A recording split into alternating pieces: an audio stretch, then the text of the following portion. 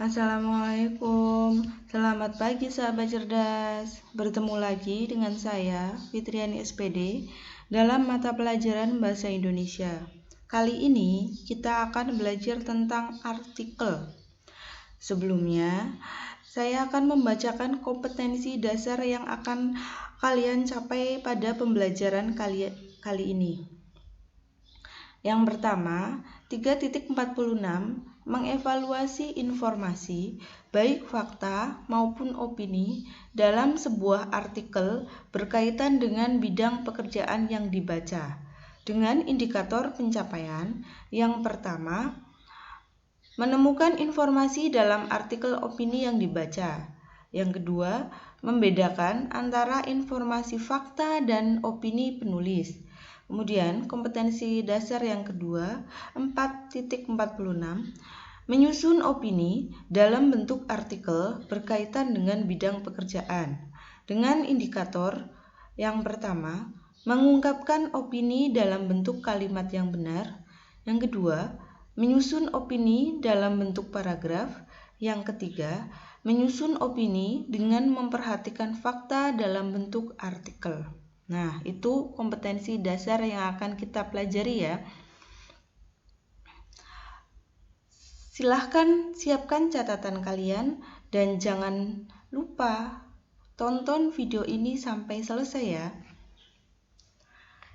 Nah, apabila kalian membaca sebuah surat kabar atau majalah, kalian akan menemukan berbagai informasi. Salah satu informasi itu bisa dalam bentuk artikel. Nah, jadi dengan demikian, yang dimaksud dengan artikel adalah jenis tulisan yang berisi pendapat, gagasan, pikiran, atau kritik terhadap persoalan yang berkembang di masyarakat. Biasanya ditulis dengan bahasa ilmiah populer. Istilah bahasa ilmiah populer sudah tidak asing lagi bagi kalian ya. Yang dimaksud dengan bahasa ilmiah populer di sini adalah suatu karya yang ditulis dengan menggunakan bahasa yang populer. Bahasa yang mudah dipahami oleh masyarakat dan tentunya menarik untuk dibaca. Tujuan dari adanya artikel dapat untuk meyakinkan atau untuk mendidik ataupun untuk menghibur pembaca. Nah, di dalam artikel itu terdapat yang namanya fakta dan opini. Untuk membedakan fakta dan opini, kalian harus memahami betul tentang konsep dasar dari fakta dan opini. Pastinya kalian sudah mengetahui apa itu fakta ya. Fakta di sini adalah hal atau peristiwa yang benar-benar terjadi. Jadi memang peristiwa atau hal ini benar-benar terjadi. Kemudian yang selanjutnya di sini ada opini. Yang dimaksud dengan opini adalah pendapat, kemudian bisa pikiran atau pendirian seseorang tentang sesuatu. Di dalam artikel, majalah atau surat kabar, kamu akan menemukan fakta dan opini secara beriringan. Oleh karena itu, kamu harus cermat agar dapat membedakan antara fakta dan opini. Artikel yang dimuat di surat kabar dinamakan sebagai artikel opini. Bisa kalian lihat di sini, artikel opini adalah tulisan yang berisi pendapat penulis tentang data, fakta, fenomena, atau kejadian tertentu dengan maksud dimuat di surat kabar atau majalah. Sampai di sini bisa dipahami ya. Kita lanjut lagi. Nah, artikel juga dapat masuk atau dikategorikan ke dalam teks eksposisi. Jadi di sini artikel opini itu masuk ke dalam kategori teks eksposisi ya, karena di dalamnya mengandung argumen. Nah, sebagai contoh di sini ada artikel opini dengan judul "Agar Anak Miskin Terus Sekolah". Bisa kalian baca sendiri. Nelson Mandela berujar bahwa pendidikan adalah senjata ampuh untuk menguasai dunia. Kata-kata mantan Presiden Afrika Selatan itu menegaskan betapa pentingnya pendidikan dalam mengubah hidup manusia, bahkan bangsa. Bangsa yang maju menandakan setiap warganya bisa mengakses pendidikan dengan baik, termasuk anak miskin sekalipun. Di Indonesia, setiap orang berhak mendapatkan pendidikan yang layak, seperti digariskan dalam pasal 31 Undang-Undang Dasar 1945. Yang menjadi masalah adalah apakah semua anak di Indonesia sudah dapat mengakses pendidikan. Di atas kertas, sekolah memang gratis, tetapi di lapangan masih banyak ditemukan iuran yang harus dibayar oleh siswa kepada sekolah. Dari uang kecil sekolah, uang seragam, buku, uang ujian, hingga iuran-iuran bernilai kecil yang seringkali membuat orang tua miskin terpaksa menyuruh anaknya berhenti sekolah. Paragraf yang selanjutnya bisa kalian baca sendiri ya. Nah, sekarang bagaimana kalian menemukan opini dan fakta dari contoh artikel opini ini? Nah, kita lihat yang selanjutnya. Nah, menemukan fakta dan opini dalam artikel opini. Jadi, dari contoh artikel yang tadi, kita dapat menemukan fakta dan opini. Kita lihat dari paragraf yang pertama, yang tadi saya baca di sini. Nelson Mandela berujar bahwa pendidikan adalah senjata ampuh untuk menguasai dunia. Ini saya sudah cetak merah ya. Kalimat pertama di paragraf ini dikatakan sebagai fakta.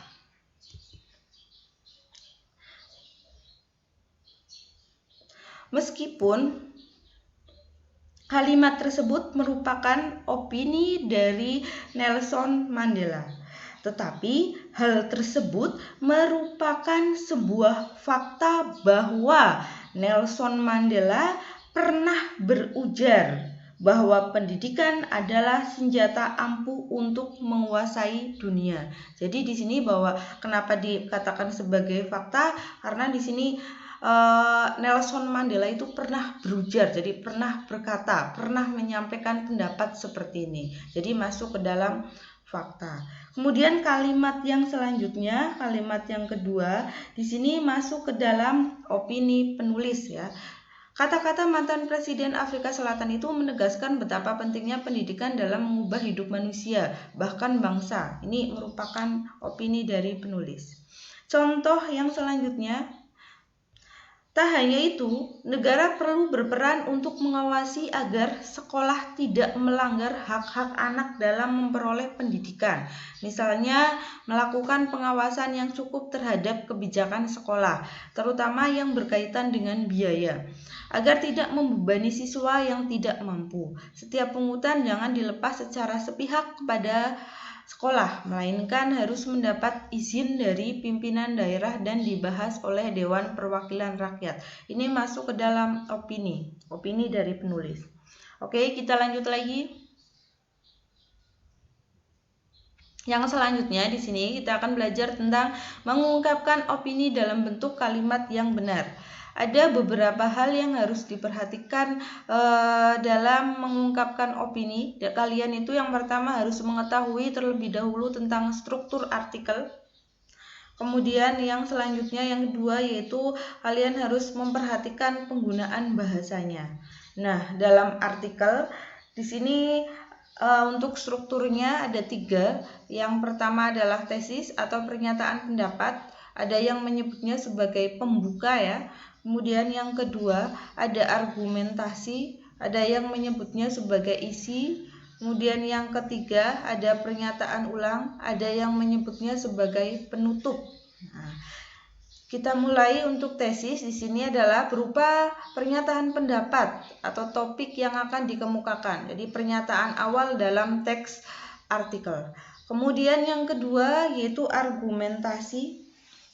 Argumentasi di sini adalah bagian terpenting ya, bagian terpenting dari teks artikel.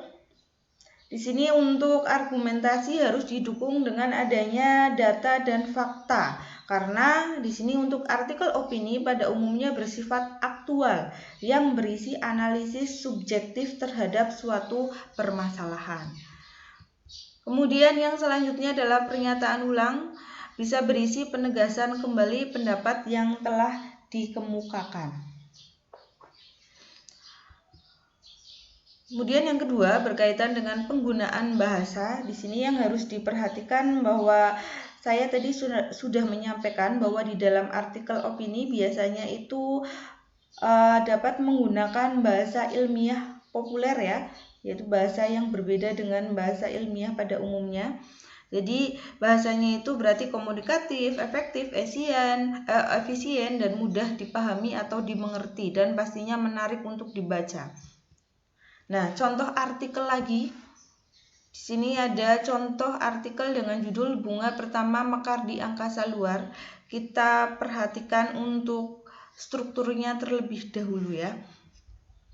Paragraf 1 bisa kalian baca. Kompas. Ini, apakah mungkin ada kehidupan di angkasa luar? Pertanyaan yang mendasari berbagai penelitian di angkasa luar itu terjawab saat astronot Amerika Serikat Scott Kelly mengunggah foto bunga mekar dari tanaman jeruk zinnia ke Instagramnya. Bunga jeruk itu berhasil mekar di Stasiun Ruang Angkasa Internasional. Sebelumnya, 150 kelas 12 bahasa Indonesia jenis sayur lettuce berhasil tumbuh di antariksa. Pihak Badan Penerbangan dan Antariksa mengatakan jeruk zinnia dipilih karena lebih sulit tumbuh ketimbang lettuce. Nah, dari paragraf ini kalau kita lihat strukturnya itu masuk ke dalam pernyataan pendapat atau pembuka atau bagian awal dari teks dari artikel. Kemudian yang paragraf kedua, nah ini masuk ke dalam argumentasi ya. Misi yang diemban Kelly bersama kosmonot Rusia Mikhail adalah meneliti dampak hidup jangka panjang di antariksa. Jadi tadi bagian argumentasi di sini adalah berupa dukungan data dan fakta. Kemudian yang selanjutnya yaitu pernyataan ulang atau istilahnya ada yang menyebutnya sebagai penutup. Di sini bisa kita lihat contoh kalimatnya. Harapannya hal itu bisa dilakukan di Mars. Jeruk zinnia ditanam dengan metode yang dibuat program VG NAS yang berjalan sejak 2014. Tanaman itu tumbuh dari bantal yang penuh dengan pupuk, benih air, dan lempeng yang disinari lampu LED. Oke, ini berkaitan dengan strukturnya ya. Dari sini ada yang ingin ditanyakan? Kita lanjut lagi. Yang selanjutnya di sini adalah menyusun opini dalam bentuk paragraf. Untuk menyusun opini di sini ada penanda opini dalam suatu paragraf. Yang pertama yaitu dapat menggunakan kutipan seseorang. Jadi kita mengambil kutipan dari ahli bisa.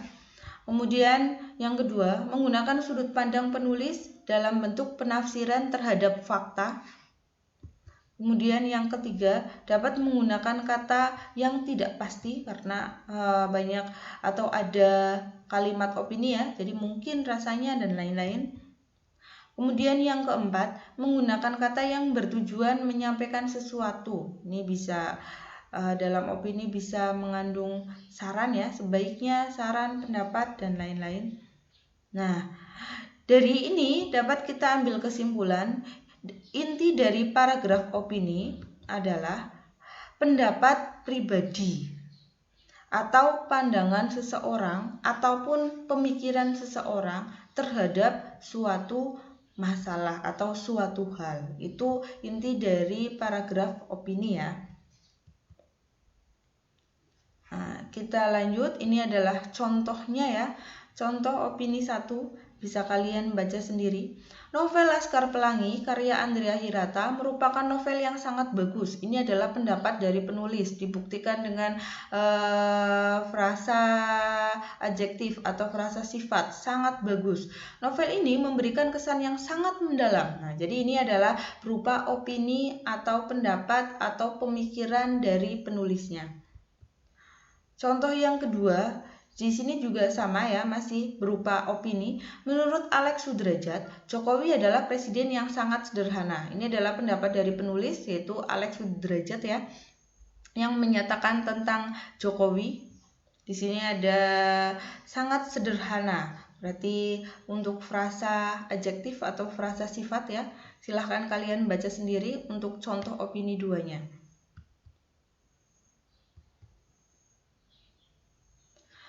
Kemudian yang selanjutnya yaitu menyusun fakta dalam bentuk artikel. Untuk ciri-ciri dari fakta, yang pertama merupakan suatu kebenaran umum. Berarti memang hal tersebut benar terjadi ya. Kemudian yang kedua, menyertakan bukti berupa data-data yang akurat. Dari kebenaran itu didukung dengan adanya data atau fakta pendukung. Kemudian yang ketiga, mengungkapkan peristiwa yang benar-benar terjadi. Contohnya, pada tanggal 25 April 2015 lalu, nah berarti peristiwa ini sudah terjadi ya, telah terjadi bencana alam yang sangat mengerikan di negara Nepal.